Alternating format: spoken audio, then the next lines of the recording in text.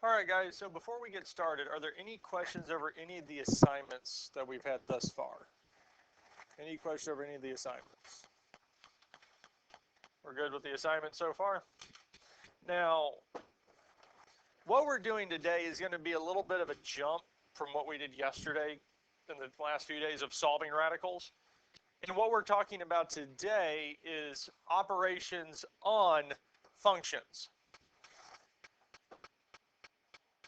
Let f and g be any two functions. A new function can be defined by performing any of the basic operations on f and g. So we use f and g really to define two different functions, and it kind of helps us to be able to use operations, so addition, subtraction, multiplication, division, with these functions.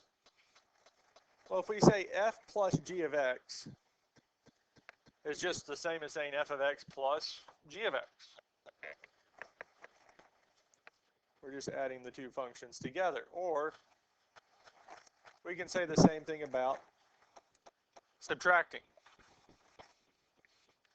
You don't have to write the whole thing in. It'd be good. Here, let's get a highlighter.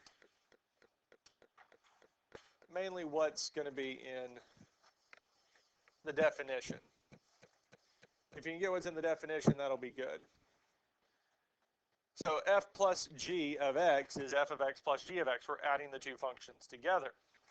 F minus g of x is f of x minus g of x.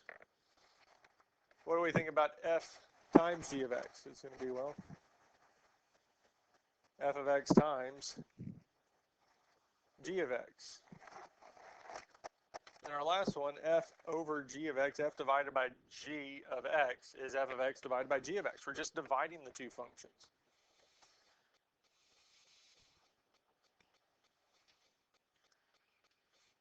Any questions on this here?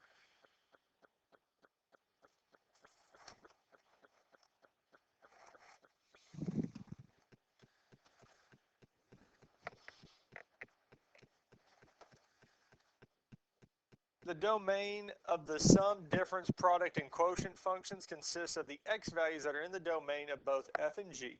Additionally, the domain of the quotient does not include x values for which g of x is 0, or what we're dividing by is 0.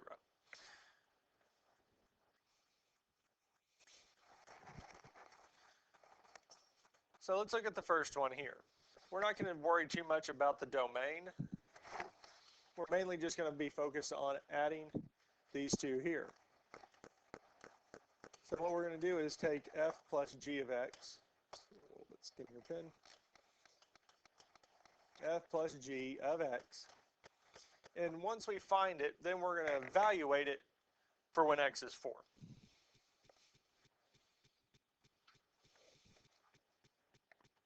Now, when we look at f plus g of x, really what we're saying is that I'm taking f of x and adding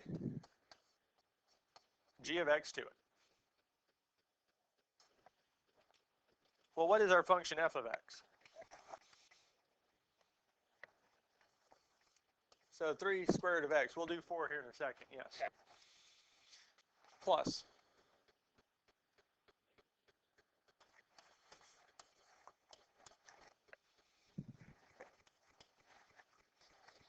They both have the same radical, don't they? Both have square roots, and what's inside the square root is the same. So we can just subtract the numbers in front, our constants. So we can say 3 plus negative 10, or 3 minus 10 is negative 7 square root of x. And for us here, this is our f plus g of x.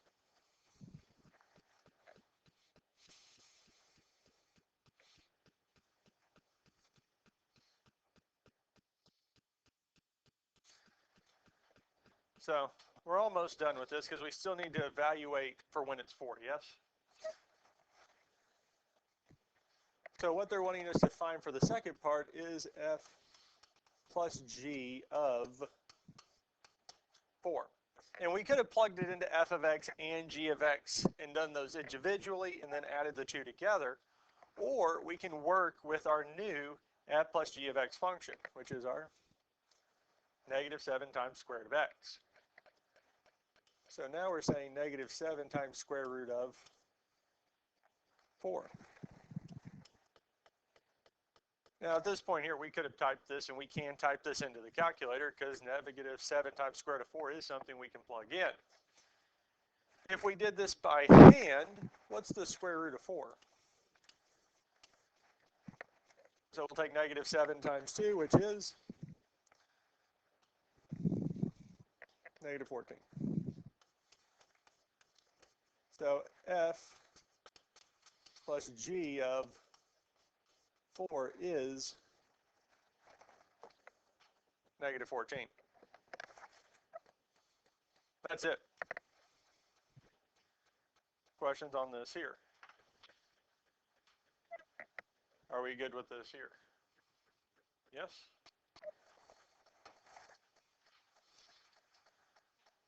All right, let's look at the next one.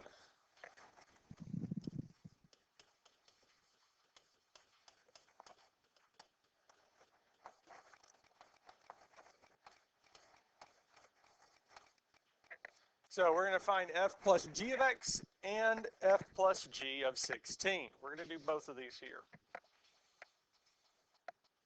Well, f plus g of x is the same as what? F of x plus g of x. Now, realistically, we can replace f of x and g of x with their functions, or what more realistically, more mathematically, what we're doing is I'm plugging x into f of x. Because if I plug x into f of x, I'm replacing every x in the function with x. Is that actually doing anything? No, because I'm just replacing x with itself. It's not changing how it looks. It's just replacing x with x. Nothing's really changing. So a lot of the times when we do that, plugging in x for f of x, or it's not really changing anything, we just say that we're replacing f of x with its function.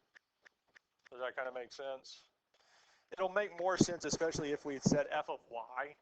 Well, then I'm replacing every x with y. Here we're just plugging in x. So for f of x, it would just tell us that we have 5 square root of x. Plus, I plug in x into g of x, we get negative 8 square root of x. It's just replacing the function. We're not really changing anything about f of x or g of x when we plug x back into it. 5 square root of x plus negative 8 square root of x is what? Negative 3 square root of x.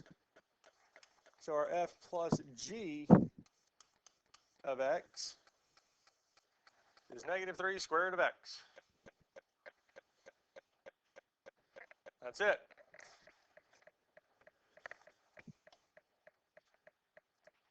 Now we need to find f plus g of 16. Now we could start off with our f of x plus g of x. Nope, that's going to erase.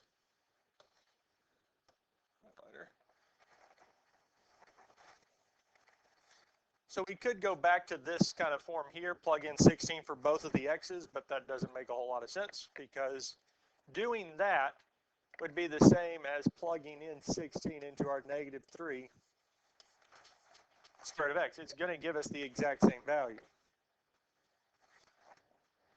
Well, square root of 16 is, and negative 3 times 4 is. So f plus g of 16 is negative 12.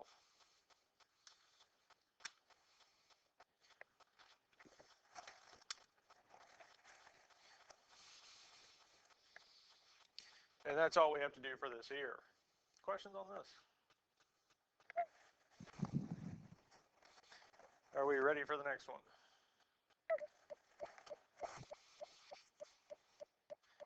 So this one here, well, we're not adding anymore. We are subtracting.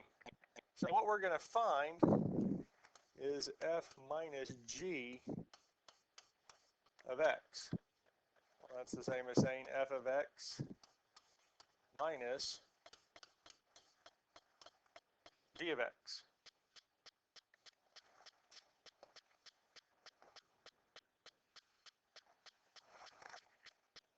And we're also going to find f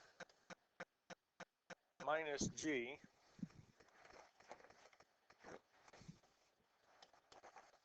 of negative 2. Now looking at this first part here, f of x is what? 3x cubed minus 2x squared plus 5. Now g of x is our x cubed minus 3x squared plus 4x minus 2. And we're going to be subtracting these two from each other. Now again, we have to be careful when we're subtracting two functions from each other, because this negative sign in the middle is going to be applied to this entire function here. It's going to apply to everything because we have to distribute that negative. We're subtracting it from it.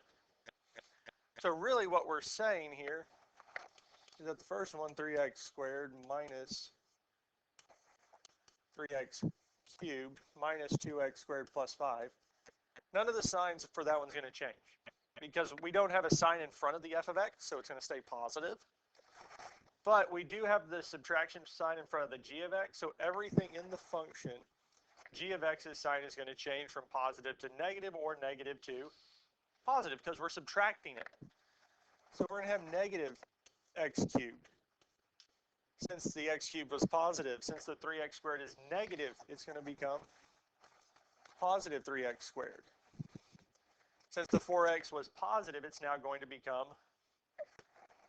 negative 4x. And since the last two was negative, it's now going to become positive.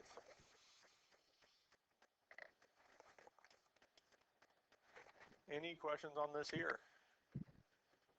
Combine like terms. So our 3x squared, 3x cubed minus x cubed is 2x cubed.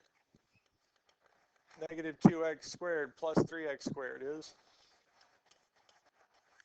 plus 1x squared or plus x squared.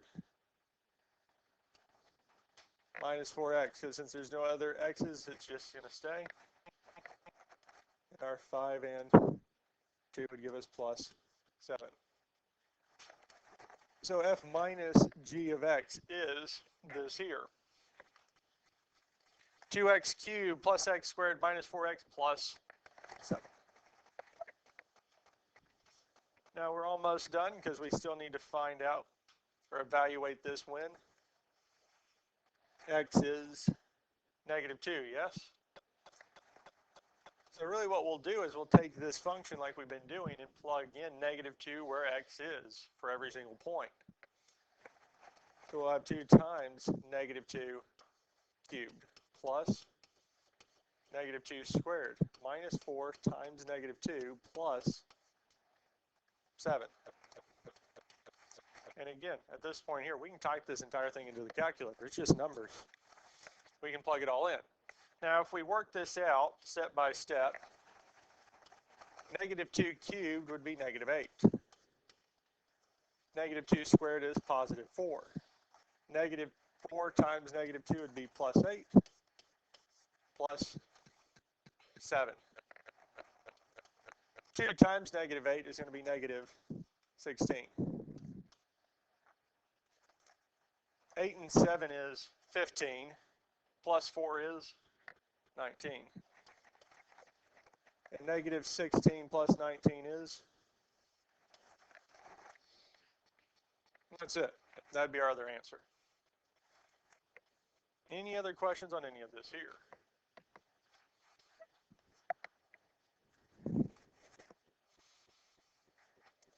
All right, let's look at this one here.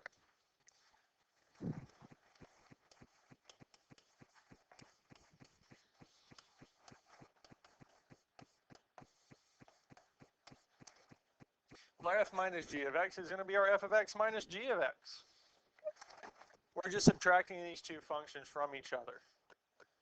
So it's telling us that our 2x cubed plus 4x squared minus 8x plus 4 is being subtracted with 3x cubed minus 5x squared plus 6x minus 9.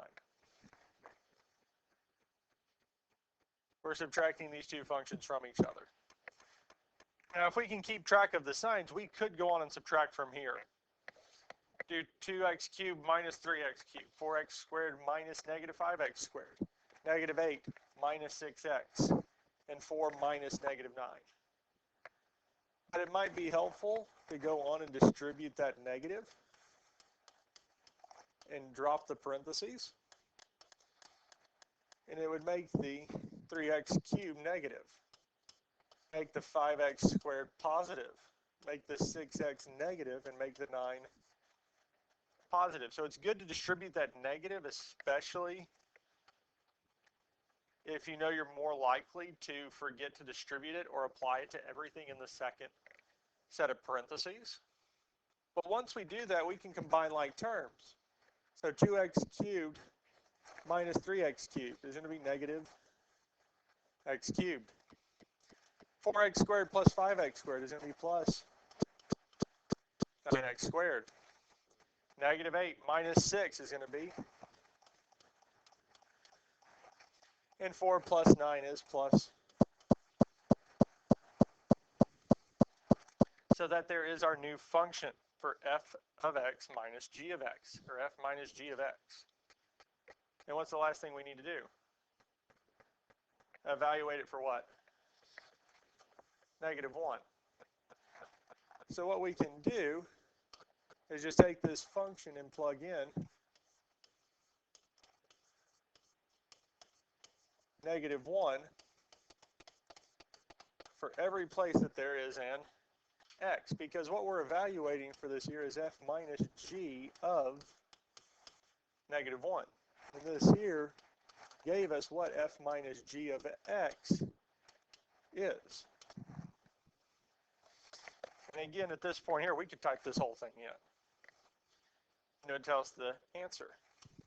And it would be good, especially to put parentheses around the negative 1 when plugging it in, just so we make sure we do get the correct answer. Now, negative 1 cubed is negative 1. Negative 1 squared is going to give us 1, because negative 1 times negative 1 is positive 1. That's 1. Negative 14 times negative 1 is going to be plus 14, plus 13. Well, negative 1 is positive 1. 1 times 9 is 9. And 14 plus 13 is 27. And last but not least, we have 1 plus 9 plus 27 is 37.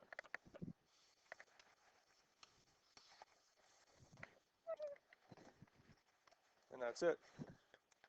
Any questions on any of this here?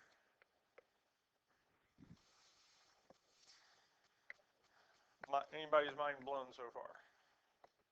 We good with this here?